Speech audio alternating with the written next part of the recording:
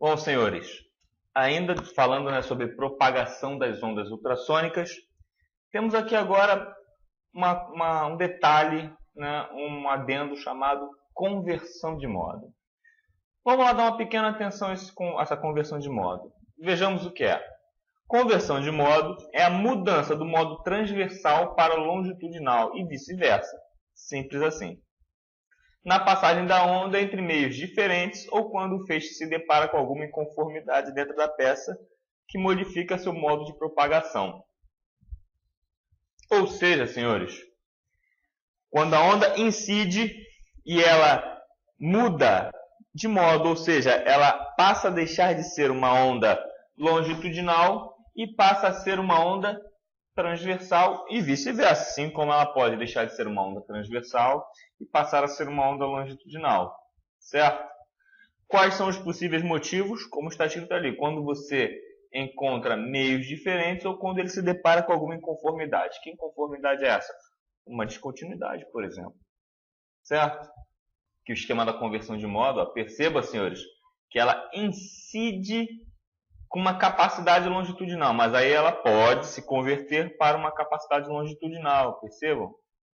Isso pode acontecer tanto da longitudinal para a transversal, quanto para a transversal da transversal para a longitudinal, independente de qual seja o sentido inicial da onda. As conversões de modo, percebam que na tela a gente percebe dessa forma, com vários picos na tela, né? Um pico com vários subpicos, por assim dizerem, né? E isso configura o que é conversão de modo. Chegamos ao ponto, né, em que nós encerramos, né, nós ficaremos de reiniciar na aula passada, que era o ponto da atenuação. Bom, atenuação significa perda, significa diminuição, ou, no nosso caso, perdas por transmissão. Bom, acompanhe a leitura comigo. Item A. Impedância acústica de materiais compostos. A diferença de impedância acústica entre os materiais faz com que parte do feixe sônico que atinge a interface seja refletida e parte seja transmitida para o segundo meio. Ou seja, é o que nós vimos ainda agora como impedância, né? Na aula passada nós vimos isso como sendo a impedância acústica, ou seja, aquele percentual que transmite, aquele percentual que reflete, certo? Bom, e dentro disso temos dois responsáveis por atenuação. São eles, a absorção e a dispersão. Vamos ler um pouco sobre a absorção inicialmente. A absorção é a energia cedida pela onda para que cada partícula do meio execute um movimento de oscilação, transmitindo a vibração às outras partículas do próprio meio. Ou seja, a onda, como eu já lhes disse, senhores, ela carrega consigo uma energia. Certo? Ela carrega uma energia consigo. E a absorção é dada por parte de quem? Do meio material. Ou seja, como diz a leitura, a própria onda ela cede energia para que cada partícula do meio execute o que é um movimento de oscilação. Ou seja, é aquela energia cedida para que haja o que? A oscilação da onda no meio material. Certo? A conversão, acompanhem comigo, a conversão da energia mecânica em energia térmica para a maioria dos materiais, as perdas de absorção aumentam diretamente com o aumento da frequência. Ou seja, à medida que você tem uma frequência maior, você passa a ter o quê? Uma perda por absorção maior devido ao quê? A quantidade maior de energia cedida pelas ondas. Certo? E temos o item, né, como falamos, da dispersão ou espalhamento. Dispersão e espalhamento são sinônimos. Bom, deve-se ao fato da matéria não ser totalmente homogênea, contendo interfaces naturais de sua própria estrutura ou processo de fabricação. Ou seja, quando há uma dispersão, é devido ao fato de que o aço ele não é uma matéria homogênea, por exemplo. Certo? Ele contém o quê? Interfaces naturais que são provenientes ou da sua estrutura ou do seu processo de fabricação mesmo ali, né, industrial. Isso faz com que hajam mais de uma interface e, em consequência disso, haja a dispersão da onda. Ainda em atenuação sônica, vamos falar agora sobre os efeitos da interferência. Que efeitos de interferência são eles? São efeitos que são causados, né, em consequência da própria atenuação sônica. Vamos usar o primeiro, que é a dispersão. Acompanhem. Quando uma onda sônica encontra em seu percurso uma descontinuidade, além da reflexão sofrida por parte da onda, a difração permite que a mesma contorne o defeito e continue se propagando. Ou seja, a difração ela faz com o quê? Ao incidir a onda, né, no material, no momento em que ela encontra uma descontinuidade, ao invés dessa parte dessa onda, né, que se atenua, refletir, ela simplesmente contorna, ela simplesmente passa pela própria descontinuidade e segue seu caminho como se nada tivesse acontecido, certo? Isso é uma difração dentro do que é ultrassom, certo? Continuemos. Perda em função da passagem do feixe sônico por uma borda refletiva ocorre em descontinuidades tipo poro ou inclusões. Segundo, que é a dispersão do feixe, né? Que é a divergência do feixe sônico, que é o quê? Uma perda de energia sônica em função da geometria do feixe sônico. Divergência, que é o quê? Afastamento do eixo central da fonte emissora. Traduzindo, a perda de energia sônica devido ao quê? A estrutura, né? A forma geométrica de seu próprio feixe, né? Que você tem devido à divergência, né? Por assim dizer, em vez de ser convergência, é uma divergência. O feixe sônico ele tem caráter divergente. Então, por conta disso, também há uma atenuação sônica, né? Porque à medida que ele se afasta, ele vai ficando de uma forma maior, mais abrangente, porém mais frágil, né? Então, temos, senhores, como está escrito aqui em vermelho, que a atenuação sônica é o somatório desses dois fatores, certo? Que é a impedância acústica, absorção, espalhamento ou dispersão, bem como a difração e divergência, né? Todos esses fatores geram a perda de energia sônica, né, durante a propagação da onda. A atenuação ocorre em toda onda, em todo tipo de onda, é uma coisa normal, certo? E se deve a esses fatores, que é a impedância, a absorção, né, ou espalhamento com a dispersão, difração e divergência, certo? Que geram a perda da energia. Temos aqui o exemplo da atenuação sônica, que à medida em que o som vai se propagando no meio material, vai havendo uma queda de energia, né? Queda essa que é dada na amplitude, que é até calculada pela amplitude sônica. Lembra que nós vimos isso, senhores? Ou amplitude sonora. E para cada valor desse diferencial aqui, ele é dado em decibéis. Agora, senhores, entrando no campo do método de geração e recepção das ondas ultrassônicas. Bom, primeiramente precisamos saber como elas funcionam. Como é que é possível você gerar uma onda sônica, uma onda sonora, a partir de impulsos elétricos? Bom, tal efeito é descrito pelo efeito piezoelétrico. Vamos estudar, iniciando isso pela leitura.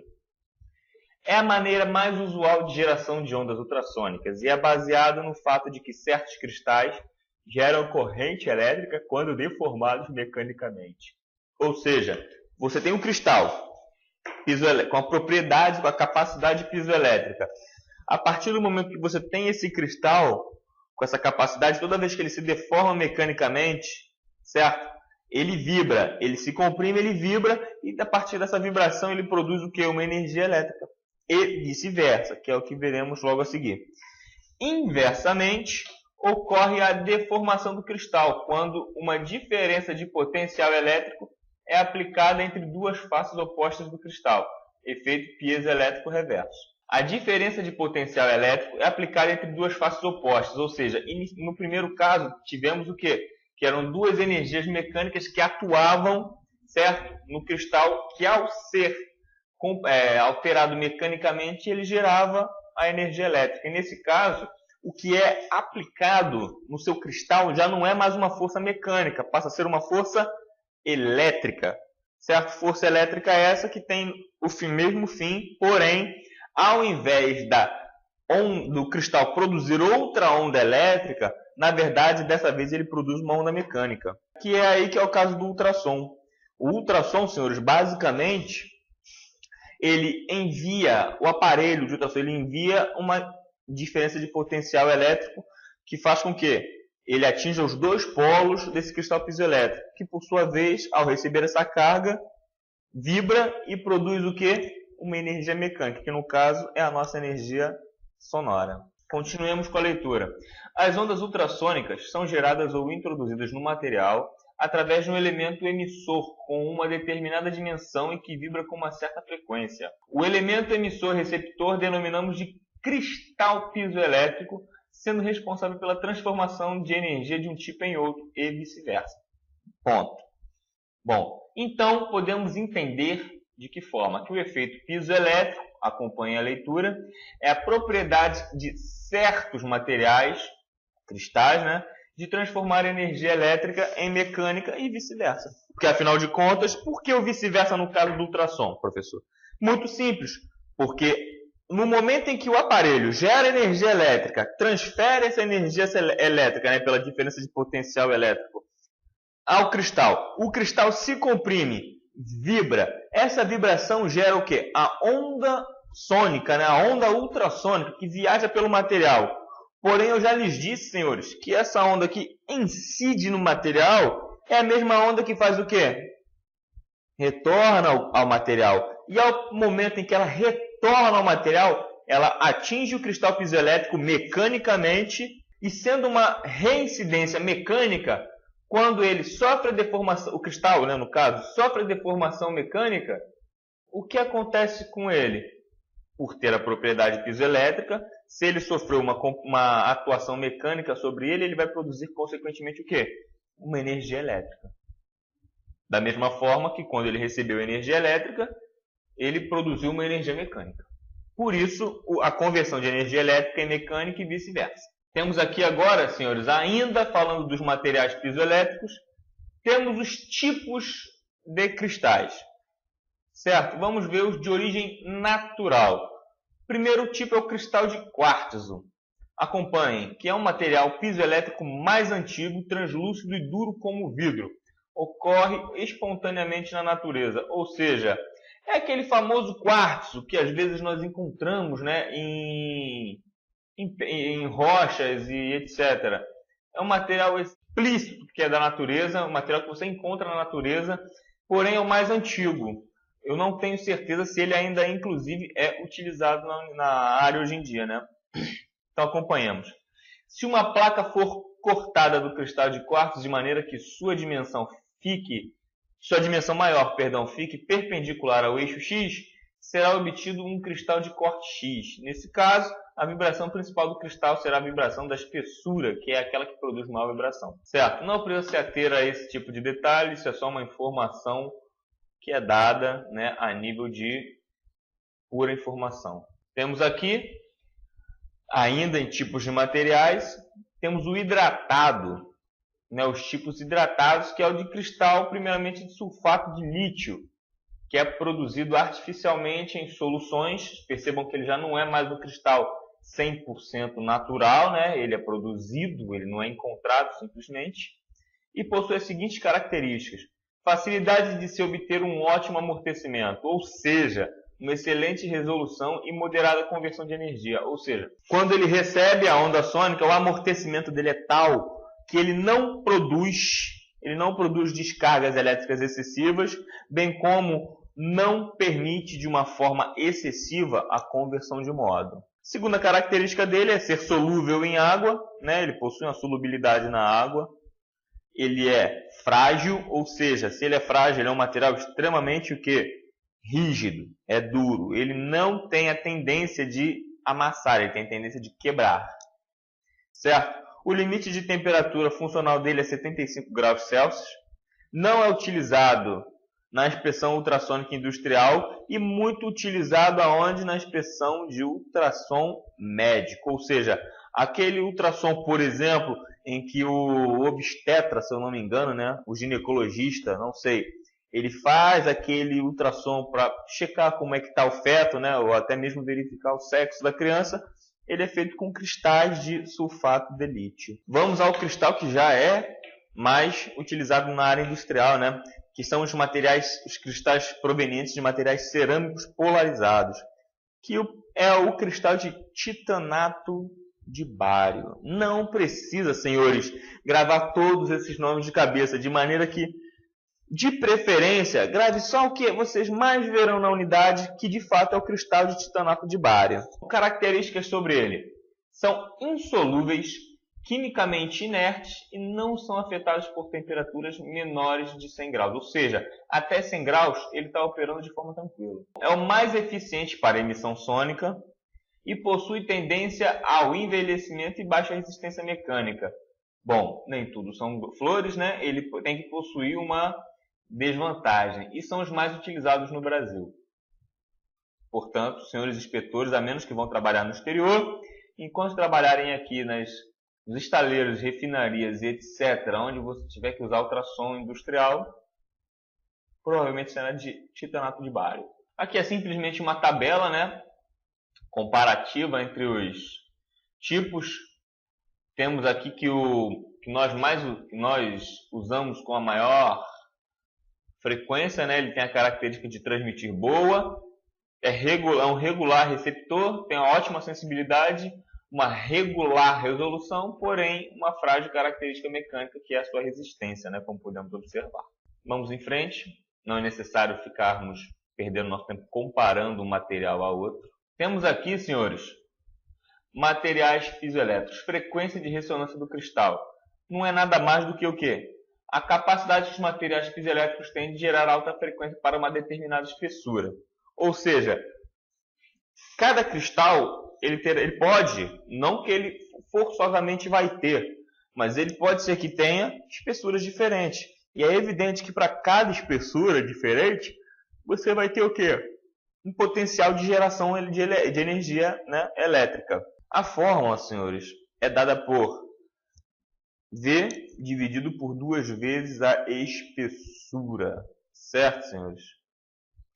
E a frequência é também em função da espessura do material piezoelétrico, ou seja, a frequência ela depende da espessura do material.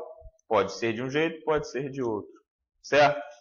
Quanto menor for a espessura, maior será a sua frequência, ou seja, se você tem uma velocidade acústica maior é porque a sua espessura é menor, certo? São inversamente proporcionais. Percebam que pelo próprio quadro ali abaixo, a velocidade acústica no quarto, 5,74, aqui possui 5,46, 5,10, 3,30 e 4,00, tudo dado em 10 a sexta milímetros por segundo. Bom, aí essas são as velocidades específicas, né? São as velocidades acústicas do material, que é representado por esse Vzinho que está aqui na fórmula. Certo? Agora, o que vai variar? O que vai implicar na sua frequência de ressonância, afinal de contas? Simplesmente a espessura. Quanto maior for a espessura, menor será a sua velocidade.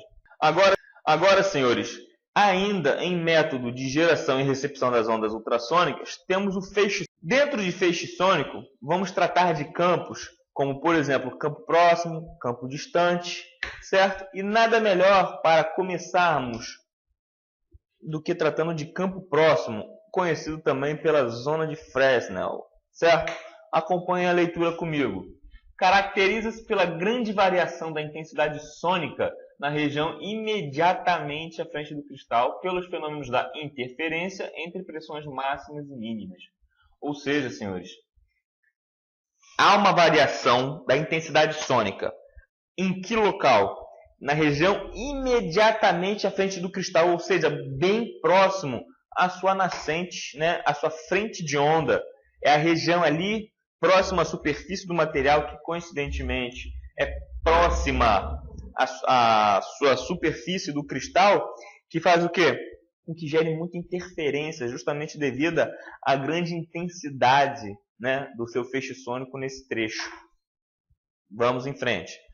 Ali, o ponto de pressão máxima do feixe sônico determina o final do campo próximo e o seu comprimento corresponde à distância entre o cristal e esse ponto de intensidade máxima. Certo? Olha só. Vou repetir. O ponto de pressão máxima do feixe sônico determina o final do campo próximo. Ou seja, Ponto de pressão máxima. Enquanto houver esse ponto de pressão máximo, está ali o seu campo próximo. A partir do momento em que se encerra esse ponto de pressão máximo, temos ali o encerramento do seu campo próximo. E o seu comprimento corresponde o quê? À distância entre o cristal e esse ponto de intensidade máxima. Certo, senhores? Comprimento da sua onda é a distância, fica sendo a distância entre o cristal e esse ponto de intensidade máxima. Ou seja, a partir do momento em que você teve esses dois parâmetros, você sabe que ali há o comprimento, né, da sua onda. Bom, o seu campo próximo, na verdade, né? Óbvio. O comprimento do campo próximo de um cristal circular é calculado através da fórmula abaixo. Bom, diâmetro do cristal ao quadrado vezes a frequência dividido por 4 vezes a velocidade do som. Certo, senhores? Então, temos que o diâmetro do cristal vezes a sua respectiva frequência dividido por 4 vezes a velocidade do som. Dependendo do tipo de onda e do tipo de material, você tem o valor do seu campo próximo para um cristal circular. Percebam aqui, senhores, que por esse esquema, olha só. Aqui nós temos o quê? Nós temos a nossa frente de onda, ou seja, a nossa nascente, a nossa fonte geradora de ondas, né? Nosso cabeçote, onde está situado o cristal. Foi gerada a onda. Pá. Nesse trecho aqui, destacado em cinza, temos o campo próximo. Percebam, senhores, que ele é imediatamente próximo à sua superfície, né? A superfície do material que, coincidentemente, também é próximo à sua fonte, né? À sua nascente de onda. Nesse trecho aqui, temos o quê? Que é a zona de transição, equivalente ao quê? A 3 campos próximos, certo? E nessa zona aqui é onde a onda se tem de forma mais natural, mais comum e melhor para se tratar. A partir daqui, nós temos o que vamos ver a seguir como campo distante, ou zona de Fraunhofer, né? Que diz respeito a exatamente a propriedade contrária em relação ao campo próximo, né? Ainda em feixe sônico, vamos agora tratar de algumas definições, né, que vão nos ajudar a entender de fato do que se trata o feixe sônico. Bom, primeiro item, zona de transição, que é a região localizada entre o campo próximo e o campo distante do feixe sônico. Voltando à figura, exatamente isso aqui, olha só, zona de transição. Ou seja, é o período, é o espaço que fica compreendido entre o campo próximo e o campo distante. Nesse meio existe a zona de transição. Aqui, como eu havia lhes dito, né, campo distante, também chamado de zona de Fraunhofer, é a região depois da distância equivalente a 3 campos próximos, onde a pressão sônica no meio acústico é reduzida proporcionalmente com o inverso da distância. Ou seja, à medida que ele se afasta com o inverso da distância, ele reduz exponencialmente a sua pressão acústica, né, a sua pressão sônica, de maneira em que há exatamente o efeito inverso do campo próximo. Se há muita interferência, devido a alta intensidade no seu campo próximo, no campo distante é exatamente o contrário, ou seja, uma não interferência devido ao quê? À sua baixa intensidade, certo? Do seu feixe sônico. Temos que divergência. Vamos lá. Sabemos que na região central do feixe sônico, a sensibilidade e a intensidade sônica é maior. E na medida que nos afastamos do eixo central, no mesmo plano diminui a sensibilidade. Ou seja, senhores, tentem imaginar um feixe, embora sônico, tentem imaginar ele como aquele foco, né? Aquele feixe de luz de uma lâmpada. Quando nós temos que um objeto ele é focalizado, ou seja, ele é colocado em foco, o que significa dizer? Significa dizer que colocamos o centro daquele feixe de luz, né, daquele feixe de luz, em cima, exatamente na direção da sua peça, do seu objeto que você quer focar. Na onda ultrassônica é a mesma coisa, só que o que acontece à medida que nós focamos? Nós demos um foco de luz, né, por exemplo, no seu objeto. Ele está ali no foco, ele está centralizado ali, ou seja, o centro do seu feixe sonoro, do seu feixe de luz, no caso, está direcionado ao seu objeto. À medida que você tira o centro do seu feixe de luz e vai colocando as periferias do seu feixe de luz, o que acontece com aquele objeto? Ele sai de foco e começa a perder o quê? Luminosidade. Ou seja, a intensidade do seu feixe de luz se reduz, não é? Ele vai ficando cada vez mais escuro. Isso acontece também, senhores, com o ultrassom. A diferença é muito simples. Que como o meu exemplo trata-se de luz, no ultrassom você vai ter a mesma forma, só que em vez de ser uma onda de luz, seria uma onda sonora. Simples. Sem mistério nenhum. E funciona dessa mesma forma. Continuemos a leitura. Esse efeito é consequência da divergência do feixe sônico após percorrida a distância equivalente ao campo próximo.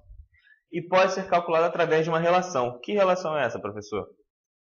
Essa que estamos vendo aqui agora. Olha só. Para cristal circular, temos que seno de gama igual a K1 que multiplica a velocidade dividido pelo diâmetro efetivo do material, do cristal no caso, vezes a sua frequência. E para cristal retangular, temos que o seno de gama é igual a K2, que multiplica a velocidade dividido pela metade do comprimento efetivo do maior lado do cristal retangular, vezes a frequência. Só lembrando, senhores, o que é essa área? O que é esse diâmetro efetivo e essa metade do comprimento efetivo do maior lado do cristal retangular? Bom, senhores, imaginem, senhores, um cristal retangular, certo? A seção dele é circular, certo? Então, por isso que ele é um cristal circular, no caso. Vamos começar pelo circular, perdão. Se aquela zona toda ali é uma zona de 10 milímetros, por exemplo, eu não posso lhes dizer, senhores, que a zona de fato que produz a energia ultrassônica é 10 milímetros. Existe uma zona de atuação, existe uma zona que é útil, que é viva, aproveitada pelo cristal, e outra zona que simplesmente é morta, uma zona que não produz nada, simplesmente está agregando a estrutura. A essa zona, a esse setor onde tem-se a produção da sua energia sônica, dá-se o nome de quê? Zona efetiva, certo? E qual é a fórmula que temos de calcular a zona efetiva? Muito simples. Para cristais circulares, como vocês puderam observar, vai ser o quê? Uma constante numérica. Que constante numérica é essa? 0,97, que multiplica o diâmetro do seu cristal. No nosso exemplo, se o cristal circular possuir 10 milímetros de diâmetro, 0,99 vezes 10, que será o quê? 9,7 milímetros de diâmetro efetivo. Ou seja, daqueles 10 milímetros, 9,7 milímetros produzem, mas uma área, né, de 9,7 milímetros de diâmetro produz onda ultrassônica. As outras 0,3 não produzem. Bem como na superfície retangular, no cristal retangular, que diz o quê? Metade do seu comprimento do lado maior. Ou seja, se temos um cristal retangular dessa vez, bom, o que difere primeiramente um retângulo de um quadrado? Que o retângulo possui um lado maior e um lado menor. O quadrado possui os 4 lados iguais, certo? Primeiro entendimento. Para você determinar o lado maior, basta você saber em valores ou a olho nu qual dos lados do retângulo é maior. Bom, supondo que o lado do maior retângulo seja 20 milímetros. Certo? Temos um cristal retangular, um exemplo, senhores, de 20 milímetros de base por 10 milímetros de altura. Um exemplo. Nós sabemos que 20 é maior que 10. Óbvio, né, senhores? E, sendo 20 o lado maior, vamos fazer o que? A determinação do comprimento efetivo através do 20, né? Em cima do 20 milímetros. Bom, e de que forma é feita? Metade do comprimento maior vezes 0,97 determina o que é comprimento efetivo. Então, metade de 20 é 10 vezes 0,97, 9,7.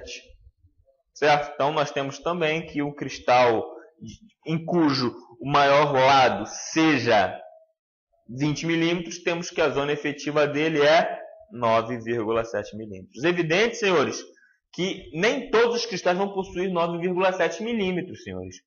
Nesse nosso exemplo foi porque foi conveniente matematicamente dizendo, mas dependendo do tamanho do cristal ou do seu diâmetro, né, você vai ter aí o quê?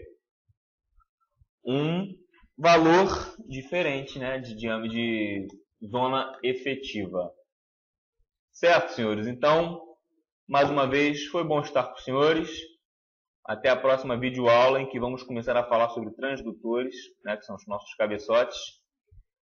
Então, até a próxima. Fiquem com Deus. Tchau, tchau.